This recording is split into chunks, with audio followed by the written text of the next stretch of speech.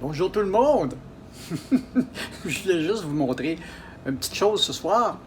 Quand je parlais dans mes dernières vidéos de nourriture industrielle, moi j'ai une nourriture qui est extrêmement basique, mais extrêmement goûteuse aussi. Donc ça fait longtemps que j'utilise le moins possible de nourriture industrielle, le moins possible de leurs biscuits, le moins possible de leurs gâteaux, le moins... Et beaucoup de ma nourriture est comme bouillie. Tu sais, déjà, comme je vieillis déjà, je me pratique peut-être déjà à manger du mou, là, comme les plus vieux. Bon, trêve de plaisanterie, Alors, je vais vous montrer ce que j'ai fait aujourd'hui. Voilà, j'ai 8 portions de soupe au pois montées en soupe repas. 8 portions, ça rentre dans une casserole comme ça. Donc, on dit un petit bac de soupe au pois comme ça, avec deux toasts beurrés, ça fait un repas complet. Parce que on a les légumes, on a les fibres, on a les légumineuses, on a le lard salé qui est la viande. Parce que j'utilise du lard salé parce que quand on parle du jambon, ou qu'on parle du bacon, ou qu'on parle de choses comme ça, il y a le goût de fumée qui me dérange. Parce que du lard salé, ce n'est que du porc avec beaucoup de sel. Et puis, c'est à peu près le seul assaisonnement qu'il y a là-dedans. Là. Fait que c'est oignon, céleri, carottes, les pois, et puis du lard salé. Le lard salé, je suis habitué à, pour une casserole comme ça, je vais vous montrer.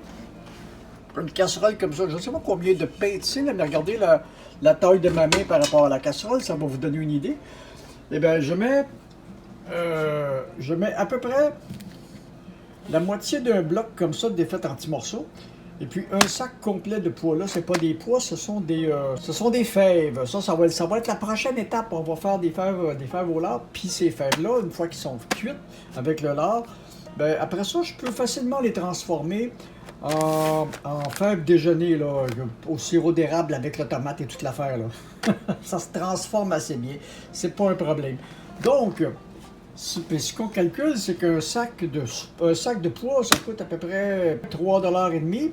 Puis un petit bloc de lard comme ça, c'est à peu près 10 $. Fait que pour 8 portions, ça me coûte un petit peu plus qu'1 $ la portion. Faudrait que je fasse le calcul exact. À peu près 1,5 $ la portion, gros max, là, si on regarde. Avec les légumes dedans, à peu près 1,5 $, 1,75 $ la portion.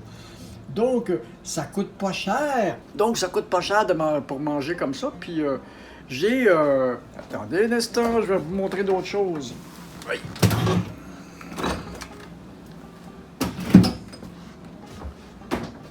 Puis, question de gâteau, j'ai un pain aux bananes qui s'en vient. Il me manquait quelques bananes, j'en ai acheté d'autres. Puis les vieilles bananes, on les jette pas. On va faire un vrai gâteau aux bananes, ça va être bon. Ça coûte rien, ça non plus. C'est gâteau aux bananes, c'est 2 tasses de farine, des œufs et puis les bananes et mais du sucre en masse. Mais du sucre blanc ou non de la cassonade, c'est au choix, c'est à votre goût. Et voilà, c'était tout. C'était tout ça pour aujourd'hui. Rien de compliqué. Comme je dis, je fais toute ma cuisine moi-même. Je fonctionne seulement avec les produits de base. Donc, puis j'ai pas pensé à acheter du foie aujourd'hui, du foie pour la vitamine D. Ces abats-là sont bons. Mais il y a beaucoup de gens qui n'aiment pas ça.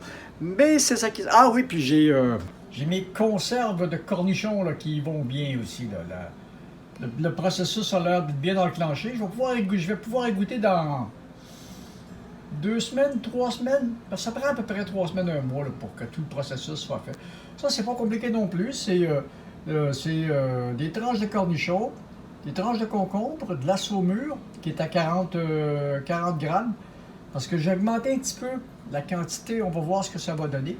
Avec du poivre en grains, des oignons, de l'ail, différentes choses, et puis de l'aneth dedans.